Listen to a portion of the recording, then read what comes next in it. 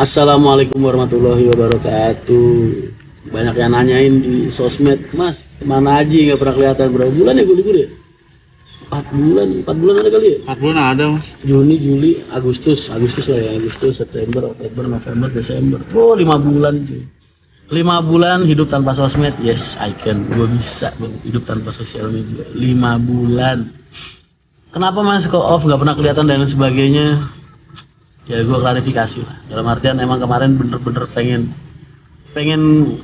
apa ya? Pengen berhenti bersosial media karena malas dengan pertanyaan-pertanyaan yang sama, memuakkan juga buat gue. Ya seperti yang kalian tahu. Gue yakin kalian udah banyak yang tahu. Jadi 5 bulan itu gue anggap masa-masa apa ya? Masa-masa down gue lah. Tetep aja boy, namanya dulunya gimana, sekarang gimana kan tetep aja. Ada masa-masa kita harus gimana ya? Ada masa-masa kita harus mengalami keterpurukan, merasakan keterpurukan, tapi itu ada waktunya. Makanya sekarang gue pengen bikin video ke kalian klarifikasi. Dalam artian berarti gue udah sembuh, gue udah selesai dari masa-masa keterpurukan gue, dan gue siap buat berjuang lagi. Betul, subhanallah. Cantik. Teriak-teriak nih. Oh iya. Kalau di kampung kita udah keluar. Iya, udah. Oke, Terus oh ya, gue pengen cerita dulu sama kalian. Inilah perjalanan hidup gue di PO Harian. Dari 2003 gue nikah, 2003 awal tahun lah gue nikah sama istri gue tuh. 2003 sekitar Februari atau Maret. Mungkin Alin lebih hafal ulang tahun pernikahan gue. Gue udah mulai kerja, terus dikirim ke Kudus. Alin hamil itu 1 bulan setelah nikah, 2 bulan setelah nikah, hamil anak kembar. Itu gue LDR dong sama Alin. Bayangin, dari 2003 itu gue udah LDRan sama Alina Christian, sama istri gue. Jadi sampai dia ngandung ikut ibu, karena almarhum ibu kan ini cucu pertama ya. Jadi akhirnya dikekepin banget sama dia, sedangkan gue harus bantuin bapak buat ngerintis perusahaan di Kudus. Jadi kita setahun tuh paling ketemu 2 kali, 3 kali, sekali ketemu juga paling cuma seminggu. Dan itu gue lakuin selama bertahun-tahun, sampai akhirnya gue bisa punya rumah kontrakan lah. Kontrak, mentaris Mio. Mentarisnya Mio hilang lagi.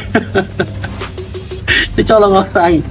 Ya jadi gue pada saat itu tugas pertama gue itu apa ya? Oh iya, jadi kalau bapak di Pulau Gadung ngisi bis, berangkatin bis ke Jawa, ntar gue dari Jawa itu gue mikir, wah gimana caranya jualan ya?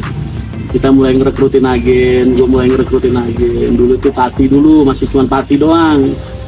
Gue dulu bikin SK buat agen Pati dulu pertama, yang punya Irwan tuh gerombolannya. Sampai akhirnya terus diambil alih Kali, SK gue dijual dong.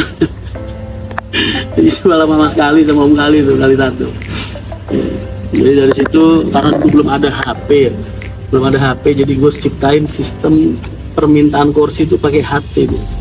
Jadi dulu gue tiap hari tuh, tiap pagi gitu ya, ngegambarin sketan tuh denah kursi, misalnya berangkat 2 bis, 3 bis, 4 bis, itu gue gambarin tiap hari, gue kotak-kotakin sesuai kursi, nomor kursinya 1, 2, 3, 4 tuh gue kotak-kotakin pakai penggarisan tiap hari. Manual berarti ya, Mas? Manual banget Ri, zaman segitu. Tapi kan bis masih dikit juga. Iya. Jadi gue masih enjoy banget lah, tiap pagi dateng ngotak-ngotakin, ntar agak siangan Pak Edi dateng, temen-temen dateng. Terus akhirnya sampai gunain HT ke agen-agen. HT-nya gue masih inget banget tuh nomor HT-nya, kalau nggak salah itu TKZ. Itu nomor kode orari dulu zaman dulu. Sampai akhirnya kita masuk ke dunia HP, sampai sekarang udah maju banget, apa-apa serba sistem aplikasi, udah luar biasa lah. Zaman dulu gue fokus banget di Pulau Gadung tuh, sampai akhirnya bapak tuh minta jalan ke mana, buka Lebak Bulus, buka mana, gue nggak mau. Gue mau fokus banget di Pulau Gadung. Sampai gue bener-bener mateng, sampai bener musuh-musuh gue nyerah di Pulau Gadung. Baru akhirnya sekitar tahun 2006-2007 gitu ya. Iya. Musuh-musuh masuk gue, kompetitor gue pada saat. Ya maklum perusahaan kecil kan berkompetisi ya. Akhirnya sampai baru tahun 2007, 2008, atau 2006, 2007 ya, sekitar segitulah. Baru masuk ke Lebak Bulus akhirnya.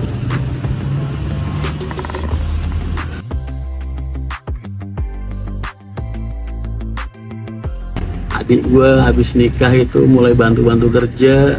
Dulu sekretaris gue ya istrinya adik gue yang sekarang nih, Iya, Mbak Ida, Tante Ida, iya. Ida. Dulu tuh nemenin gue, sekretaris gue di kantor lah di Kudus. Bapak di Jakarta, ibu di Jakarta, gue dulu di Kudus sendirian. 2009 adik mulai gabung, udah ada yang megang keuangan, gue jadi bisa fokus di operasional. Bapak pengen punya di luar Kudus, mana gitu. Madura kayaknya rame, oke. Gue bukalah Madura 2009 gue buka Madura, ntar foto-fotonya aja tuh, ntar masing-masing buat riset, Tri. Siap. Zaman-zaman ngerintis dulu Madura kayak gimana ya. Iya, Mas. Jalan 1 hari 2 ya kan. Jalan 1 dari Sumeneb, 1 dari Bangkalan. Berbulan-bulan penumpang cuman berapa sih? 1 biji 2 biji kalau cerita mah.